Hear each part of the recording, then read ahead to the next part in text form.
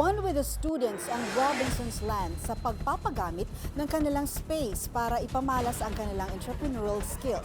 Ang detalye sa Agenda Weekend Report ni Ian Maghanoy. From classroom theory to unofficial business.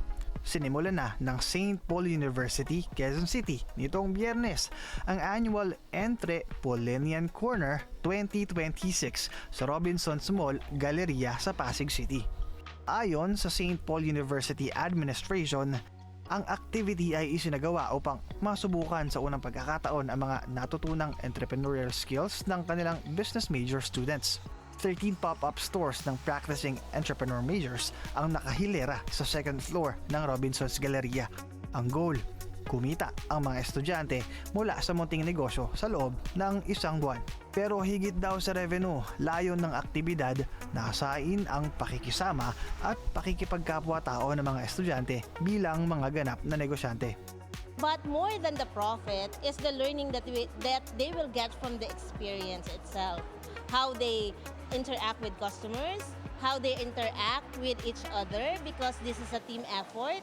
So there is collaboration, there is synodality, and definitely there is decision-making and problem-solving.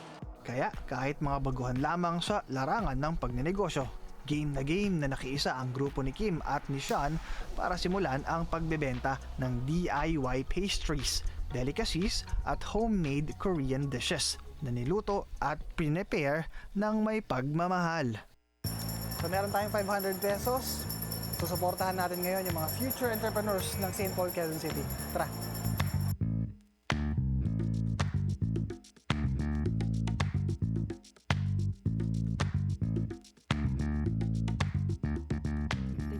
Mamaya, kakainin natin to. I felt nervous because this is my first time and I really didn't know what to expect.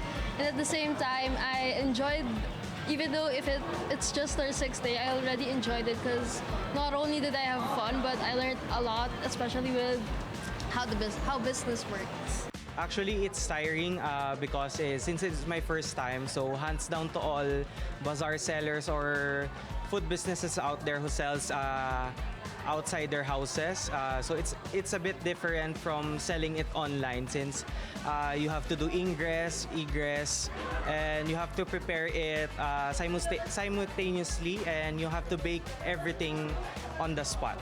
Sagot ng Robinson's Land ang isang buwang stall rent ng mga estudyante bilang parte ng kanilang corporate social responsibility. This is for free. We provide those spaces for the students. Inaasahang magtatagal ang pop-up stores sa mall ng hanggang February 28. Para sa Agenda Weekend, Ian Maghanoy, Bilyonaryo News Channel.